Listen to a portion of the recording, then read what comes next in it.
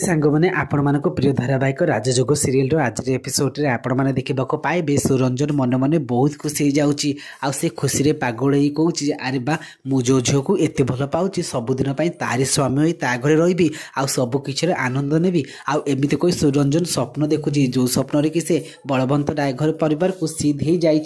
जाकू देखला परिवार लोक समस्ते खुशी हो जाती खास कर रिया गोटे फुल तोड़ा आनी सुरंजन को कौच अरे सी तुम आसी जाइच तुम सतरे आसीच आमती कही से कुंडे नौची परिवार लोक या देखी बहुत खुशी जाऊँगी हेले एटा गोटे स्वप्न थी आते बेले संजय आसी कह अरे ए सुरंजन तू कौन एपर्यंत शोचु उठ आ सुरंजन न उठा देखी जे गोटे बाल्टी रे पानी आनी ऊपर को ढाली दियंती कहती स्वप्न देखा बंद कर सेपटे दिया दीदी को स्वप्न भांगिबार रही आयन सार सहित तार दिवस हो